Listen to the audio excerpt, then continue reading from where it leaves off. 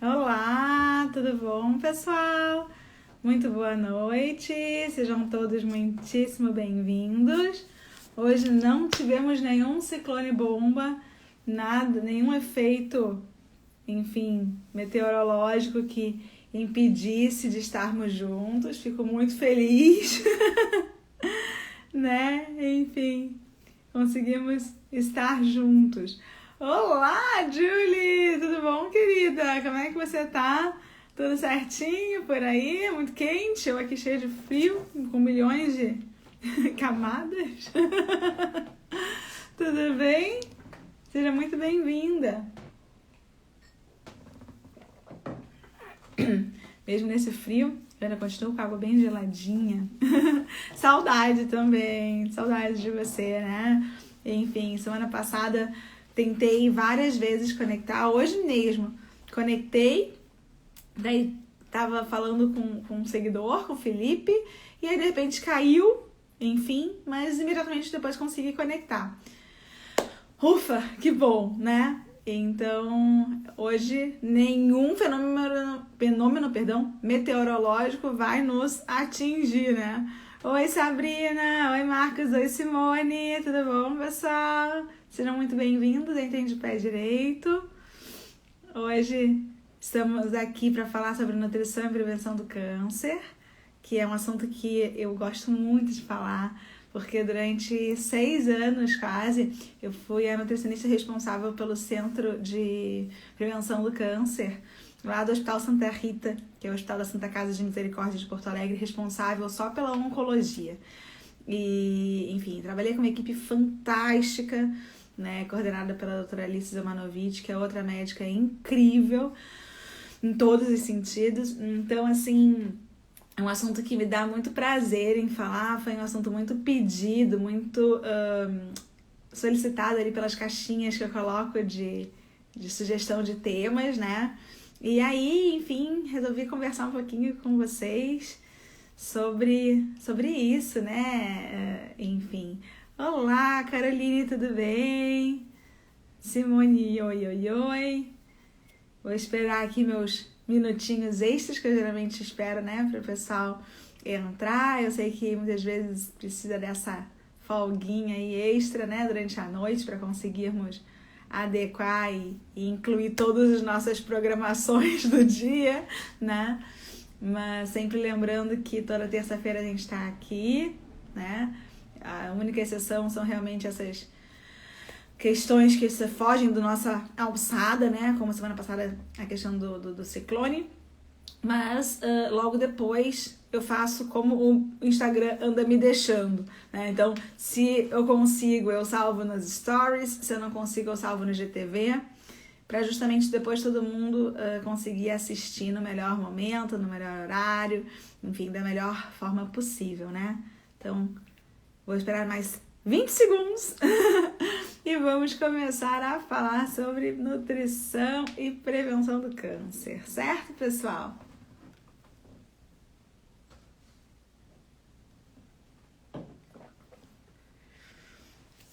Então, simbora? Então, olha só, pessoal, uma coisa que é muito importante quando a gente começa a falar sobre nutrição e prevenção do câncer, a gente precisa entender que de todos os fatores de risco possíveis para se desenvolver câncer, a alimentação é responsável por mais ou menos 30% de todos esses possíveis fatores. O que, obviamente, tem um peso muito significativo se for comparado com outros diversos tipos de fatores de risco. Quando a gente fala de câncer, eu sempre repito e gosto de deixar bem organizadinho na cabeça de cada um de vocês que câncer, por definição, é um conjunto de mais de 100 diferentes doenças, tá? O que geralmente as pessoas fazem é, digamos assim, dividir esquematicamente de uma maneira anatômica.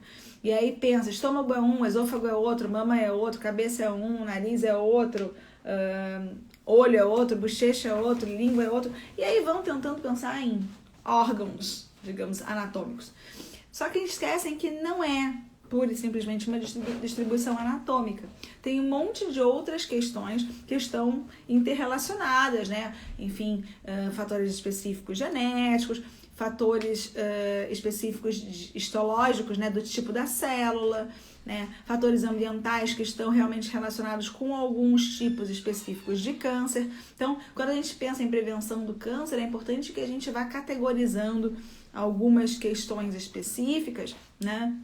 E que alguns pontos são específicos para alguma localização, algum tipo tumoral, em detrimento de que outros fatores, eles são mais abrangentes e acabam também prevenindo uma quantidade maior de tumores, tá? Então, eu trago para vocês alguns pontos, né, que a gente tem a prerrogativa de efetivamente ter a associação, né, com tumores muito bem documentados, academicamente falando, né, cientificamente falando, pelos órgãos dos mais diferentes e variados locais mundiais, tá? O primeiro deles é a manutenção de um peso saudável, tá? E quando eu falo um peso saudável, eu não falo aqui em neurose, tá? Enfim, culto à magreza, né? Ou culto a pessoas com mais número, digamos assim, de peso corporal. Eu falo aqui numa manutenção de um peso que seja adequado para a sua composição corporal, digamos, ótima, digamos assim, tá? Onde efetivamente se tem a menor quantidade de gordura, tá? Proporcionalmente, tá? Por quê? Porque você sabe que a obesidade, tá? Ou seja, o excesso de gordura corporal está atrelado, né, com uma inflamação contínua. E essa inflamação contínua faz sim com que se libere uma série de hormônios, né, enfim, diferentes no nosso corpo, que estimulam o crescimento de células com câncer, tá? Então, pessoas que têm um peso maior, mas que esse peso maior seja derivado de um excesso de gordura corporal, tem maior risco de desenvolver alguns tipos de câncer, tá? Como, por exemplo, câncer de mama, câncer de próstata, câncer de intestino, que a gente está falando aqui de dos três mais incidentes, digamos assim, em nível mundial e também em nível de Brasil, tá? Então, isso é uma coisa muito importante, muito interessante, deixar bem destacado e bem documentado, tá? Uma outra coisa que é importante também é que, ao contrário do que há muito tempo atrás se pensava de que, ok, vamos manter um peso baixo, ou enfim, se tô muito mais pesado do que eu tô acostumada, enfim, e agora eu vou diminuir muito, vou diminuir 20, 30, 40 quilos. Não, o importante e que realmente previne câncer, né? Digamos, diminui efetivamente a chance de adoecer por câncer, é tentar evitar aquelas oscilações muito significativas de peso. Então, aquelas pessoas que, enfim, pesam 100, fazem uma dieta muito rigorosa e restritiva e chegam a 60, daqui a pouco voltam a 110, aí daqui a pouco diminui para 80, aí vai a 120, daqui a pouco vai a 70, ou seja, essa instabilidade, né, que realmente interfere negativamente quando a gente pensa em longo prazo de câncer, do desenvolvimento, né, neoplásico, enfim, do desenvolvimento de câncer, tá? Então, a manutenção do peso saudável, fazendo sempre a interrelação com a quantidade de gordura corporal dentro de limites, né, aceitáveis e adequados para cada um, realmente é um fator significativo de prevenção do câncer. A segunda coisa que é muito importante, e eu geralmente acho que estão bem atrelados um com o outro, é a atividade física, né? A atividade física constante, né, de forma regular, também diminui significativamente a chance de adoecer por câncer, tá? Hoje em dia já se sabe que a prática de atividade física não é um exercício de atleta, né? Não é um exercício com uma carga intensa necessariamente, né? Uma atividade física, né? Uma pessoa que não é sedentária, ou seja, é aquela pessoa que ao longo de uma semana acumula 150 minutos de quaisquer atividades, digamos, né? Práticas de atividades físicas.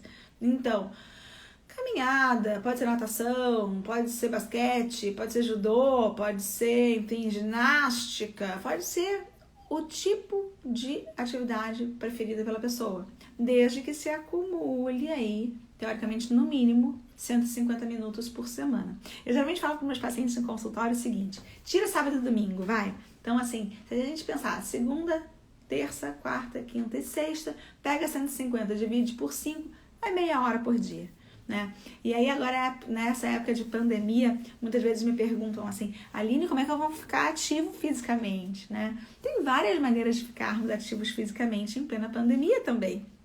Né? Então, assim, quem tem casa, eu sempre falo assim, vai dando voltas em volta da casa, né? Quem mora em apartamento, que tem, enfim, escada, sobe lances, desce lances, né? Coloca uma música bem bacana, dança sem parar, né? Quem é da época aí dos anos 80 lembra de Menudos, né? Sobe e desce como quiser, né? Dance, né? Enfim, não se reprima. Então, assim, isso é importante. Manter um corpo ativo fisicamente é muito importante e efetivamente é um fator de proteção quando a gente fala de risco de câncer, tá? Além de que ele também está muito associado diretamente com a manutenção de um peso saudável, né? Então, a gente sabe que para manutenção de um peso saudável, se a atividade física estiver, né, vigente dentro do dia a dia, né, da pessoa, obviamente eles se complementam, tá? Um outro ponto importante é a ingestão de uma dieta mais rica em fibras, tá? Sejam elas pelos grãos integrais, seja ela pelas leguminosas, seja ela pelas frutas, né? Enfim, pelas hortaliças, tá? Por quê? Porque a quantidade de fibras disponível, né, para o nosso organismo faz com que o intestino funcione bem, né? Excrete o excesso de outros componentes alimentares que em grandes quantidades pode aumentar o tempo de exposição, né, no nosso corpo, enfim, principalmente em nível intestinal, e aumenta significativamente a absorção, né, e realmente pode ainda declinar em mais tempo, né, no desenvolvimento do câncer, tá? Então, isso é muito importante. Uma alimentação rica em fibras é uma alimentação que previne o câncer. De várias formas, a gente pode pensar na fibra solúvel, a gente pode pensar na fibra insolúvel, mas enfim, de fato se sabe que a ingestão de grãos integrais, de leguminosas a gente entende como feijão, lentilha, grão de bico, milho, ervilha, né? Tremoços, para quem gosta, para quem tem aí tá na área geográfica dos tremoços, né? Todos esses são leguminosas que efetivamente trazem consigo aí um caráter preventivo. Olá, Xará! Tudo bom, Aline? Que bom te ter aqui, queridona. Um beijo grande para você. Seja muito bem-vinda. Então, estamos falando aí de nutrição na prevenção do câncer. E aí, já falei aí de 3 grandes passos, que o primeiro seria a manutenção do peso saudável ao longo da vida. O segundo seria uma prática de atividade física também constante, né? Que tenha a sua ação direta e indireta, auxiliando aí também no peso saudável. A gente está no terceiro fator, que é manter uma dieta com maior quantidade de fibras, né? E aí estamos exemplificando, falamos um pouco das leguminosas, agora vamos falar sobre frutas, né? E aí quando a gente fala de frutas e hortaliças, a gente também fala não só das fibras que trazem consigo, mas também de uma série de nutrientes que elas nos possibilitam em quantidades adequadas e de uma certa maneira que um nutriente ajuda significativamente a absorção do outro. Por que eu estou falando isso? Porque um dos pontos também que a gente vai falar hoje é que a suplementação, seja ela vitamínica, seja ela minerálica, por conta medicamentosa, ela não é indicada como fator de prevenção do câncer. Porque a gente sabe que a fração real que o nosso corpo absorve dos nutrientes quando eles são isolados é infinitamente menor do que a mesma fração do mesmo nutriente que, mesmo em menor quantidade, é absorvida pelo nosso corpo quando ele está junto com outros nutrientes, né? Então, assim, isso é muito importante para justamente nós entendermos que, ainda mais hoje, com um mar de estudos científicos que corroboram, enfim, a questão específica de alguns nutrientes como fatores de prevenção do câncer, e aí a gente pega um alimento e tem que ir esmiuçando esse alimento. Nenhum alimento é um único nutriente, nenhum alimento é só vitamina B9, nenhum alimento é só vitamina C, nenhum alimento é só vitamina D, nenhum alimento é só vitamina A, vitamina E, enfim, vitamina K, nenhum, né? Então, o nosso corpo está adaptado e organizado e é uma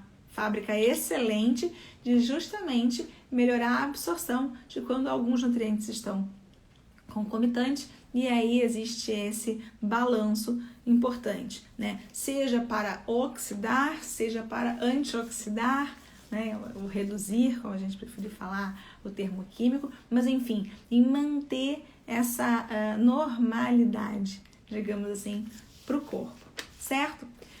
Então, já falamos do peso saudável, já falamos da atividade física, falamos dos grãos integrais, leguminosas, hortaliças, enfim. Aproveitei a deixa já para a gente falar sobre a questão dos suplementos. A outra questão importante é a diminuição significativa de fast food. Por que eu estou falando isso? Porque, assim, quanto a nomenclatura fast food, né, comida rápida, durante muito tempo foi associada com McDonald's, Bob's, Burger King, enfim, essas comidas rápidas de hambúrguer, batata frita, tá? Olá, Marisol, seja muito bem-vinda, Carlos Eduardo também, sejam muitíssimo bem-vindos. Mas, efetivamente, não são só esses tipos de fast food que nos fazem mal, né? A gente pode pensar que, em contrapartida, durante um tempo veio uma época do estímulo à prática do slow food, que o slow food, na verdade, seria uma dieta mais devagar, mais baixa bola, mais sentar, almoçar, tranquilidade, comer uma sobremesinha e, enfim, voltar ao normal, né? E a gente sabe que na piração do dia a dia, muitas vezes a gente não consegue fazer isso, né? A pandemia, muitas vezes, alterou aí o hábito de algumas pessoas nessa questão de alimentação. Mas, mesmo assim, as pessoas, muitas vezes, trocam um almoço não só por um Big Mac com batata frita e dupla Coca-Cola. As pessoas trocam por pastel também, por coxinha de frango, por risolezinho, por cachorro quente.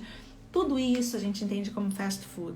E o ponto é que um fast food de vez em quando, ok. E isso é importante que as pessoas entendam, que quando a gente fala aqui para diminuir fast food, a gente não está falando para a pessoa nunca mais comer. Ai, mas eu amava comer, pra mim era, enfim, confortável, era o dia que eu encontrava os meus amigos, que a gente ia ali, almoçava juntos, era um lanche, que me lembrava a minha infância, que a minha mãe me levava. Não é isso, de vez em quando pode, tá bem, tá bacana. O ponto é que não pode ser todos os dias, não pode ser de manhã e de noite, enfim, não pode ser cíclico, não pode ser constante, tá? Então, assim, por que não pode ser constante nem pode ser cíclico? Porque o fast food, efetivamente, geralmente, não tem grandes nutrientes que são expostos e disponíveis. Então, não tem tantas hortaliças, não tem frutas, não tem leguminosas, não tem grãos integrais, cereais integrais, né? Além disso, também trazem consigo uma quantidade muito significativa de gordura. Então, os fast food, além da pessoa não ter atenção para comer, não tem um olhar carinhoso, digamos, sobre a comida. Além disso, está super estressada, mal consegue mastigar, mal consegue engolir, então a própria digestão já não é como deveria ser. Além disso, geralmente tem uma sobrecarga calórica muito grande. E geralmente essa sobrecarga calórica é advinda de uma sobrecarga lipídica, de gordura. Então, a gente começa a entender que os passos para a prevenção do câncer são interativos, né? Um facilita ou dificulta, enfim, o outro, né? Então, quando a gente diminui o uso de fast food, o consumo de fast food, a gente também indiretamente altera a massa corporal total, que é o peso, que a gente chama de peso corporal, né? Que efetivamente é a manutenção do peso saudável, por exemplo. Na hora que a gente diminui o fast food, a gente pode incorporar mais hortaliça, mais verdura, mais grãos integrais, mais leguminosas, que também trazem consigo uma série de outros nutrientes que, mantendo a constância, facilita, né, bastante o nosso organismo a combater o câncer. Tá? Então, vou dar um super oi aí pra Mônica, com as mãozinhas. Tudo bem? Seja muito bem-vinda, Mônica. Vê aqui que o Carlos Eduardo falou aqui. Olá, doutora. E os cigarros são peças importantes. O álcool e o cigarro são peças importantes para ter o câncer. Sim, Carlos Eduardo. São peças muito importantes. Estão muito atreladas com alguns tipos específicos de câncer, né? Então, aproveitar aí o Júlio Verde. Estou até de verde, né? No Júlio Verde. Por isso, câncer de cabeça e pescoço, a grande maioria está associada com o uso de bebidas alcoólicas em maior quantidade e a carga tabágica, né? Que é a quantidade de cigarros fumados por quantos anos, né? Então, só para vocês saberem como é que a gente faz a carga tabágica, a gente vê quantos cigarros, em média, né? Foram fumados, né, por quanto tempo, se multiplica um pelo outro e se tem um número, enfim, que é a carga tabágica e realmente está bem associado como um dos principais fatores ambientais que dá câncer e que são facilmente, se é que a gente pode falar assim, monitorados, né, enfim, moldados, né, é um hábito que se consegue modificar, se consegue suprimir. E efetivamente não só o câncer, né, que é prevenido, mas também doenças cardiovasculares que são bem associadas também com o hábito de tabagismo. Oi, Mari, seja muito bem-vinda! Entre com o pé direito. Então, realmente vocês estão super certos, tá? Bom, além disso, né, aproveitar que eu tô no Rio Grande do Sul, vou aproveitar para falar sobre a carne vermelha, tá? Que também tem associação com alguns tipos tumorais, tá? Em especial com câncer de cólon, tá? Que a gente chama de colo retal ou, enfim, câncer de intestino grosso em especial, que tem várias vertentes de pensamentos pelos quais essa associação é verossímil, né? É real, tá? E também vou aproveitar para falar mais uma vez, como eu falei do fast food, eu também vou falar da carne vermelha. Não quer dizer que uma pessoa que come carne vermelha vai ter câncer. Não! Tá? O que a gente quer dizer é que se sabe que ao longo dos anos, ao longo de vários estudos, se documentou que a ingestão excessiva de carne pode sim estar relacionada por diversas maneiras com com o desenvolvimento do câncer, que a gente chama de carcinogênese, tá? E uma coisa importante é que, depende da quantidade de gordura que tem a carne, né? Uma carne magra tem um fator de risco diferente de uma carne gorda. Outra coisa muito importante, carne vermelha não é só boi e vaca, né? Como as pessoas entendem. Carne de porco também é considerada uma carne vermelha, né? Carne de cordeiro, carne de ovelha, tá? Então, quando a gente fala sobre a carne vermelha e o risco de câncer, a gente está falando para não simplesmente cortar a carne vermelha, mas sim incluir outros tipos de carne no dia a dia, né? Assim como incluir outras modalidades, outras fichas técnicas, outras receitas de fazer a carne. Quer dar um exemplo bem básico? Eu hoje em dia moro em Porto Alegre, mas eu sou carioca, né? Então, assim, no Rio, até se gosta de um churrasquinho, mas não é um hábito tão enraizado de todos os domingos ter churrasco. A gente come carne vermelha, mas enfim, também tem carne branca, também tem peixe, é bem comum. Quando eu me mudei pra cá, eu comecei a perceber que era engraçado que domingo é um dia sagrado, né, de ver Grenal, que é o Grêmio versus o Inter, e de comer churrasco, né, enfim, e também tomar um chimarrãozinho. O ponto é que a carne, quando ela é submetida, né, a altas temperaturas e com aquele carvão do churrasco, ela modifica, né, a sua estrutura química, né? Então, tem ali a formação de hidrocarbonetos, enfim, de aminas heterocíclicas, e isso sim aumenta muito, tá? Essa questão relacionada à carcinogênese, ou seja, esse processo, né, de crescimento, né, de construção, entre aspas, neoplásico, que é a do câncer, tá? Outra coisa que é importante é a quantidade. Então, assim, hoje em dia se sabe já por vários estudos que alguns limitam a 400 gramas de ingestão semanal e outros limitam a 500 gramas de carne por semana, tá? Per capita, né? Como o nutricionista gosta de falar, por pessoa. E aí o ponto é, se a gente pegar 500 gramas, tá? E dividir 5 dias na semana comer carne, você pode comer um bife de 100 gramas todos os dias, ou então uma porção de 100 gramas de carne, seja ela de guisadinho, como se fala aqui, que é carne moída, ou então carne desfiada, ou carne ensopada, agora na época de friozinho de inverno, carne na sopa. Não tem problema. O problema é que, por exemplo, aqui é uma questão muito comum que as pessoas comam esse meio quilo que tem direito por semana numa única refeição do churrasco. E aí é complicado, entende? Porque daí tem todas essas questões que estão, claro que, incluídas, né, nesse processo. Além disso, a gente tem que pensar também no excesso do uso de embutidos, né? Então, assim, a gente tem que pensar que linguiças, presuntos, alimentos muito industrializados também trazem um risco muito importante, né, do desenvolvimento de câncer, tá? Em especial o câncer de intestino, tá? É muito, muito significativo. Eu vou aproveitar para ver que tem umas pessoas muito bacanas que estão entrando aqui, vou dar um super boa noite.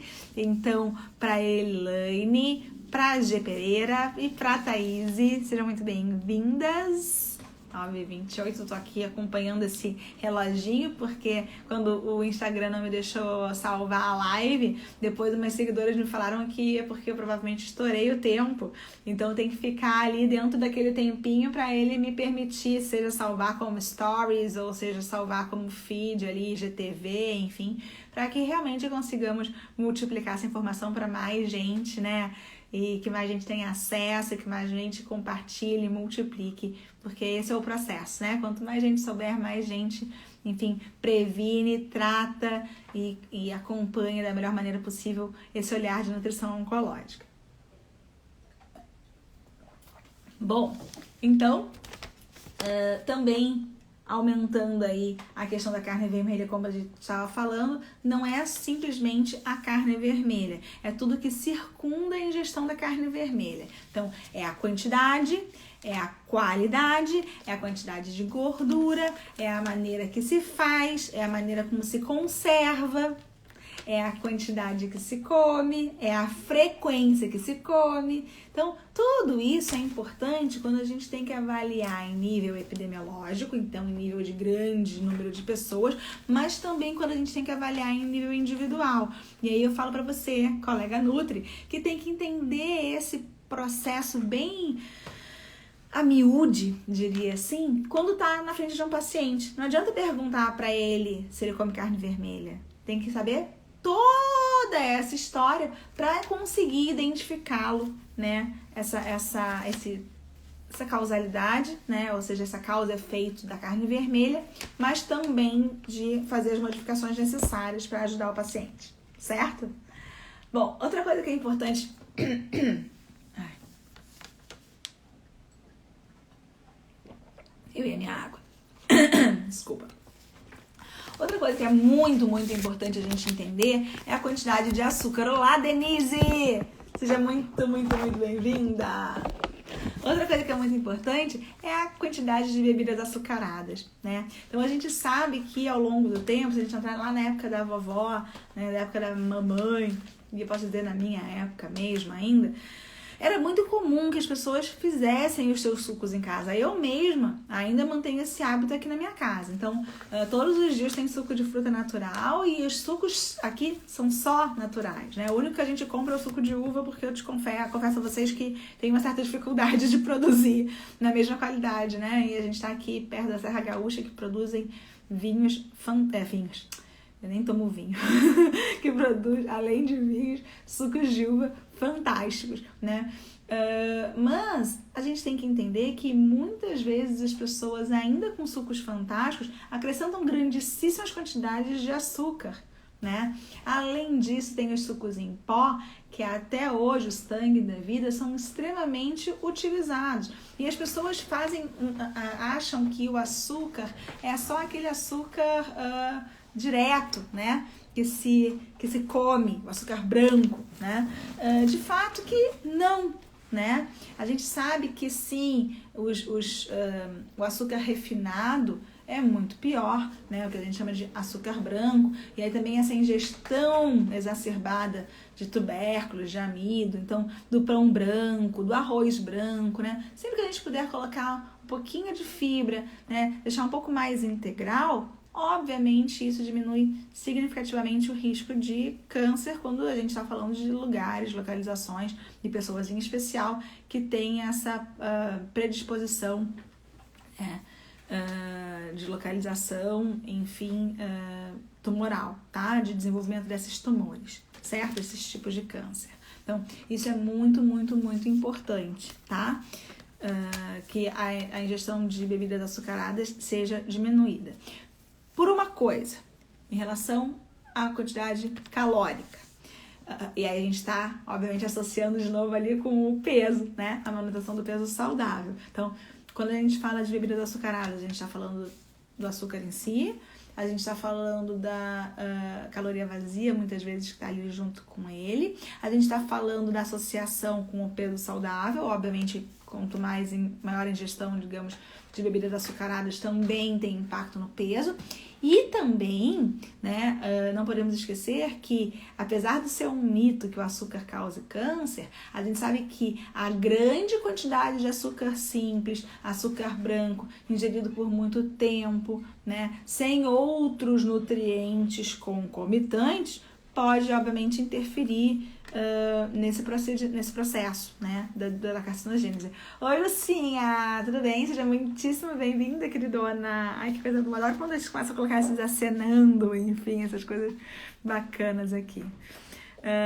Bom, outra coisa que é muito bacana da gente falar, quando a gente fala de prevenção do câncer, é a amamentação, né? A gente sabe que mulheres que amamentam têm menor risco, né, de câncer, em especial de câncer de mama, né, porque teoricamente a mama utilizou-se, né, teve a sua função executada, e aí já se sabe que a amamentação ela é um fator de proteção para mulheres, tá, em desenvolvimento de câncer de mama, mas também, enfim, é um fator de proteção para as crianças. Oba, ganhei mais um copo de água, nada como ter gente que me auxilia nesse processo, um copinho cheinho pra mim. É bom porque aí eu dou uma paradinha pra dar uma super boa noite também, um super oi pra Brendinha. Seja bem-vinda, Brendinha, entre de pé direito. Então, em relação à amamentação, né? Se puder amamentar, amamente, certo? Vamos colecionar aí fatores de proteção. Eu aqui em casa, como eu amamentei bastante, e eu tava preparando essa live, daí meu filho mais novo foram 3 anos, né? E a mais velha foi 1 ano e meio. E aí eles falaram assim, mamãe, a gente te ajudou a se prevenir do câncer, né? Eu falei assim, claro, mas a mamãe também ajudou vocês a se prevenirem de várias infecções. Então, assim, né? É um fator de proteção em vários aspectos. Outra questão que também é muito importante, e eu tô olhando de novo ao horário, ali 9h35, é a questão da bebida alcoólica, que o Carlos Eduardo chamou a atenção aqui lá no início. Eu resolvi deixar ela pro final um pouquinho. E a Júlia aqui falando que eu amamento 3 anos e meio, então estão quase que juntos, né? Enfim, foram 3 para 3 anos e meio, estamos ali, ó, né? Eu lembro de uma época que eu tinha uma grande amiga, que é uma excelente consultora de amamentação, né? A Rosane Baldisseri, e eu falei assim, Rosane, eu sou praticamente uma vaquinha Parmalat, porque os meus filhos são próximos de idade, né? Tem 2 anos e 1 mês de diferença, então eu engatei 1 ano e meio amamentando, e aí quando eu respirei, foram 3 anos, já 4 anos e meio, né? Já nem sabia mais o que não era amamentar, e hoje eu sinto uma saudade louca, né? Enfim, que coisa boa, tamo junto, ó. Tchum! Bom, e aí voltando, então, chegando no último ponto, que seria o ponto do álcool, da bebida alcoólica. E aí a gente também pensando o álcool como um fator de risco muito significativo, né? Que é uma droga aceita de uma forma social, né? Muitas vezes as pessoas utilizam uma quantidade muito significativa diária como hábito realmente, né? E estando bastante associada com diversos tipos de câncer, tá? E aí, de novo, falando sobre o Júlio Verde, tô de verde, inclusive, né? Que são os cânceres de cabeça e pescoço, né? Uma grande quantidade de tumores de cabeça e pescoço estão realmente associados com o fator de ingestão alcoólica, tá? E aí, uma coisa que é importante a gente ressaltar é que, muitas vezes, a questão alimentar é uma questão muito cíclica e está sempre enviesada com questões de mídia, com questões de moda.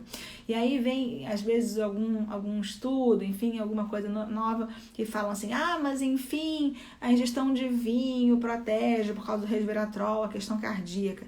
E aí, às vezes, a gente consegue imaginar que muita gente aumenta drasticamente a ingestão de uma hora para outra, porque, bom, agora eu vou tomar uma garrafa por dia, porque daí assim eu tô me prevenindo contra doença cardiovascular.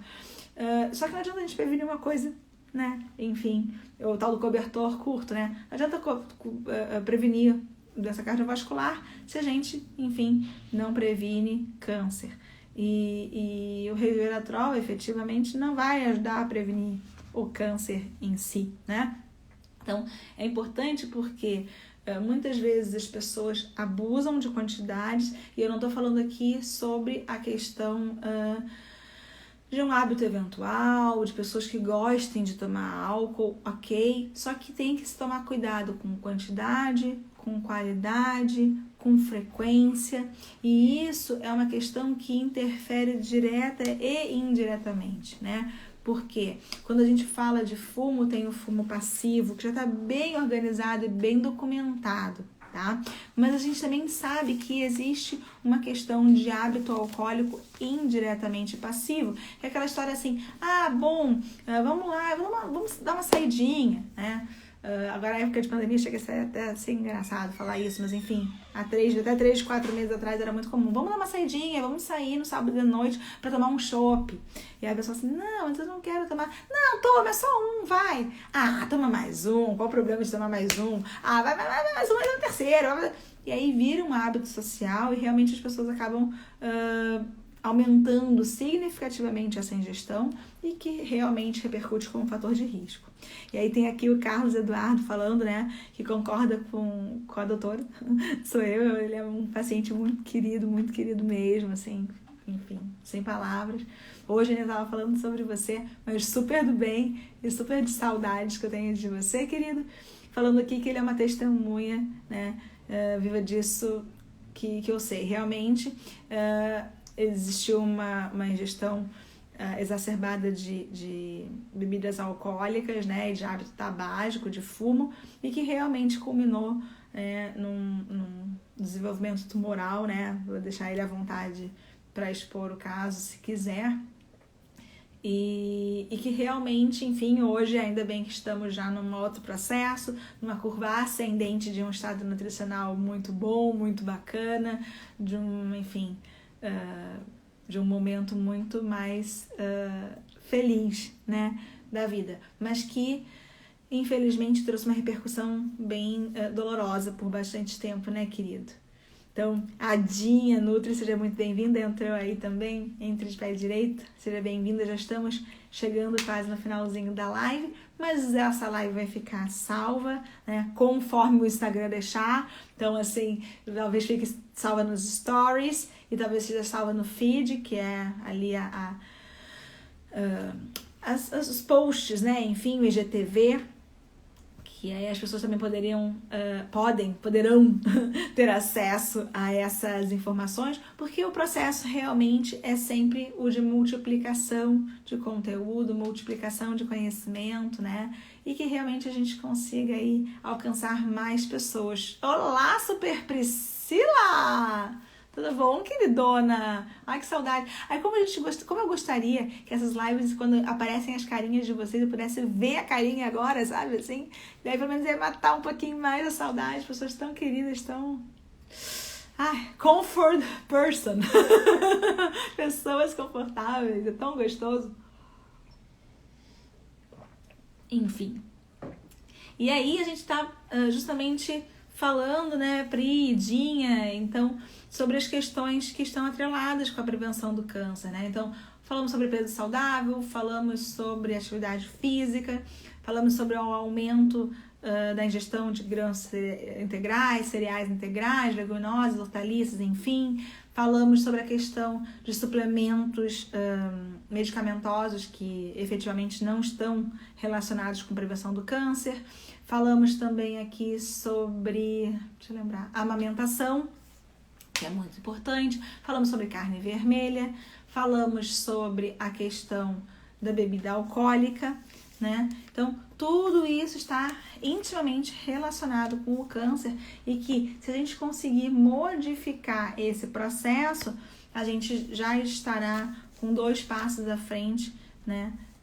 Diminuindo significativamente a nossa exposição a fatores de risco, né? A nossa prevenção de eventuais tipos de câncer. Que saudades, entrei agora e tu tava na live, que sorte mesmo, sorte de te encontrar. Ai, por mais encontros com você, Super Priscila, uma super nutri, uma pessoa que, enfim, muito amiga, muito, muito, muito querida, e tem sorte quem também te conhece. Certo, pessoal? Bom, então eu acho que essa era a live de hoje, né? Que vários seguidores me pediram. Vários copos de água em cada lugar. Eu espero que seja mais ou menos essa abordagem que vocês tinham pensado quando sugeriram o tema, né? Sigam colocando suas sugestões. Ao longo da semana eu sempre coloco ali algumas caixinhas de sugestão de assuntos nos stories, para justamente trazer aqui à tona e a gente conversar sobre isso, né? Conversarmos sobre como organizar a nutrição oncológica dentro da vida de cada um. Olá, Ingrid, tudo bem? Seja bem-vinda. Já tá acabando a live, mas vai ficar salva, certo? Para você poder depois também acompanhar toda ela, dar o teu feedback. Eu sempre gosto muito de pedir o feedback de vocês, enfim. Então, se alguém teve algum insight hoje aqui na live, pode fazer um print, colocar nos stories e lembrar sobre isso, porque realmente quanto mais gente a gente alcançar para conversarmos sobre, melhor vai ser a nossa possibilidade real, né, de diminuir dúvidas, diminuir vieses, de multiplicar informação e conhecimento. Certo? Para quem não me segue, fica aqui o convite para seguir o @doutora Aline Kirchner, né? Então é dra.Aline Kirchner, ok? Toda terça-feira, nesse mesmo bate-canal, nesse mesmo horário, certo? Então, fico por aqui. mandando um beijo enorme para todos vocês, agradecendo a companhia de vocês. Aqui um frio, mas não vou nem perguntar para os seguidores que estão sentindo calor, mas enfim, seguimos juntos. Combinado? Muito obrigada por todo esse carinho de vocês, muito obrigada por esses emojis lindos que eu adoro receber, esses coraçõezinhos que vão acalentando aí a alma e a felicidade da gente. Tá certo, pessoal? A Camcê, que acabou de entrar, queridona, vai ficar salva essa live. Espero que você goste e depois me dá teu feedback se você gostou. Combinado? Um beijo bem grande, beijo Julie, beijo Denise, beijos, beijos, beijos, boa noite. Gigante, boa semana. Semana que vem tamo juntos, se Deus quiser. Beijão!